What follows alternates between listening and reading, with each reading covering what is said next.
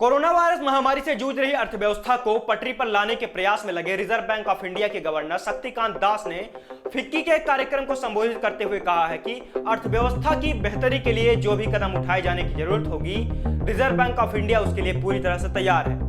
उन्होंने कहा कि अर्थव्यवस्था में सुधार की अभी गति पूरी तेजी से नहीं पहुंची है और यह धीरे धीरे बढ़ेगी। इसके लिए निजी क्षेत्रों को आगे बढ़ करके अर्थव्यवस्था में सुधार की गति बढ़ाने में योगदान देना होगा। इसके साथ ही गवर्नर ने कहा कि आरबीआई की ओर से लगातार बड़ी मात्रा में नकदी की उपलब्धता कराए जाने से सरकार के लिए कम दर पर और बिना किसी परेशानी के बड़े पैमाने पर लोन सुनिश्चित हो पाई है। पिछले एक दशक में यह पहला मौका है जब उधारी लागत यानी कि बैंकों के द्वारा दी जाने वाली लोन की रकम इतनी कम हुई है। उन्होंने कहा कि अत्यधिक नकदी की उपलब्धता के कारण सरकार की उधारी लागत बेहद कम बनी हुई है और इस समय बॉन्ड प्रतिफल यानी कि बॉन्ड यील्ड पिछले 10 वर्षों की सबसे निचले स्तर पर है। तो आइए चलिए जान लेते हैं कि ये बॉन्ड और बॉन्ड यील्ड आखिर होता क्या है जो अर्थव्यवस्था में इतने मायने रखता है। दरअसल बॉन्ड यील्ड बॉन्ड पर मिलने वाली रिटर्न राशि होती है और बॉन्ड को उसके फेस वैल्यू के आधार पर जारी किया जाता है। फेस वैल्यू वह राशि होती है जो उसकी मैच्योरिटी के बाद मिलती है। बॉन्ड के ब्याज दर को कूपन रेट कहते हैं और बॉन्ड की कीमत में उतार चढ़ाव उसके बॉन्ड यील्ड के विपरीत होता है।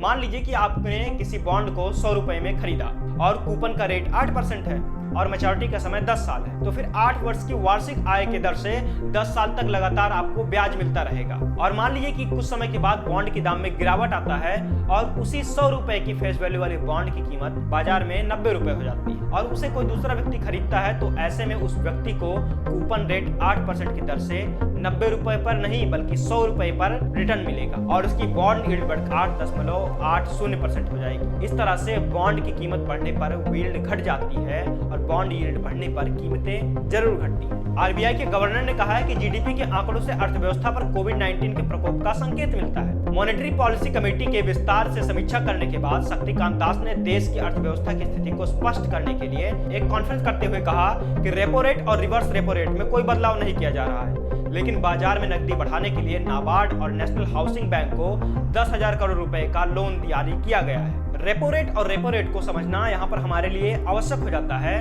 क्योंकि इसके बिना हम आगे नहीं समझ सकते। दरअसल आरबीआई सभी सरकारी और गैर सरकारी बैंकों को लोन देता है और अपने पास उन बैंकों के पास जमा पैसा भी रखता है और उस पर ब्याज भी देता है। हर बैंक को अपने हर दिन के कामकाज को निपटाने के लिए या पूरा करने के लिए कुछ बहुत बड़े रकम की जरूरत होती है और यह रकम बैंक आरबीआई से लेते हैं।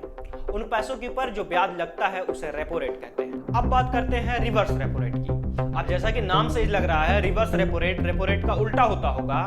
दरअसल दिन भर का काम खत्म होने के बाद बैंकों के पास जो मोटा पैसा आता है वह बैंक रात भर के लिए आरबीआई के पास जमा कर देते हैं ताकि बैंकों को उस पर कुछ ब्याज मिल सके और यह ब्याज कोई छोटा मोटा नहीं बल्कि बहुत बड़ी रकम होती है। बैंकों को मिलने वाली ब्याज की दर को रिवर्स रेपो रेट कहते हैं। अब यहाँ आपको बताना जरूरी है कि रेपो रेट और रिवर्स रेपो रेट ये दोनों ही अर्थव्यवस्था में बहुत अधिक मायने रखते हैं। अगर बैंकों को कम रेपो रेट पर लोन मिलेंगे तो वे जनता के लिए अधिक सुविधाएं और स्कीम्स दे सकती हैं, पर अगर उनकी रेपो रेट अधिक हो जाते हैं तो ऐसे में आप सोचेंगे कि शायद हो सकता है कि रेपो रेट अधिक हो जाने से बैंकों को अधिक मुनाफा होगा तो वे जनता के लिए अधिक काम करेंगी, लेकिन ऐसा कुछ भी नहीं, क्योंकि अगर बैंकों को अधिक मुनाफा होगा तो ये जरूरी नहीं है कि बैंक आम जनता को भी लाभ दे। इसीलिए आरबीआई देश के हर एक सरकारी और गैर सरकारी बैंकों के रेपो रेट और रिवर्स रेपो रेट को नियंत्रित करता है। साथ ही साथ आरबीआई यह भी नियंत्रित करता है कि बैंक किस तरह से अपनी अर्थव्यवस्था को चला रहे हैं और वे किस तरह की स्कीम्स को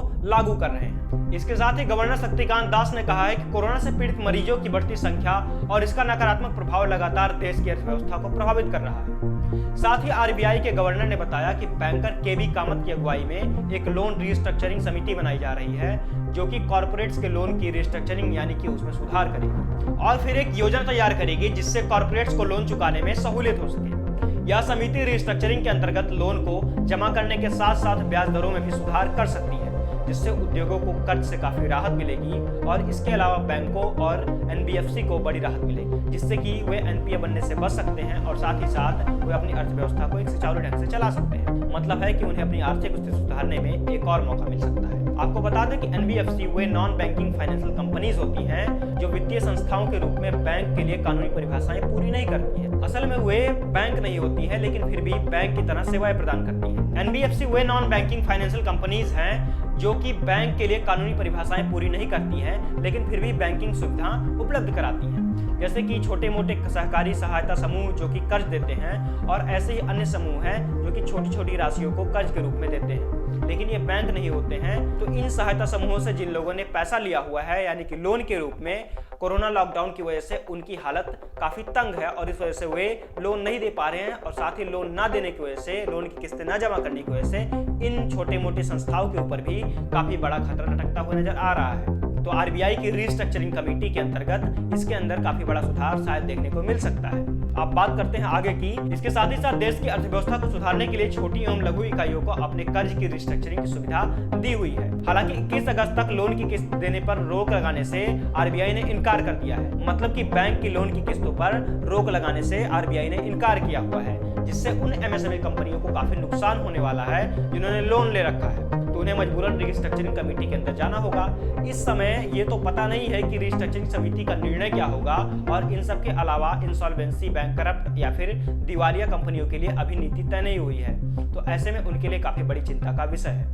अब भारत में कोरोना एपिडेमिक से हुए भारी नुकसान और लगातार बढ़ रहे कोरोना के केसेस की वजह से जो नुकसान हो चुका है या जो लगातार भारत में हो रहा है, उससे अर्थव्यवस्था को उबारने में काफी लंबा समय लगेगा।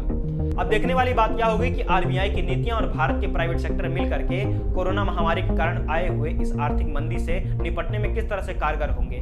फिर मिलते रहेंगे इसी तरह के आम जनता से जुड़े हुए, आपसे जुड़े हुए नई खबरों के साथ जो आपसे सीधा सरोकार रखती हो। देखते रहिए सुकून मिलेगा। तब तक के लिए नमस्कार।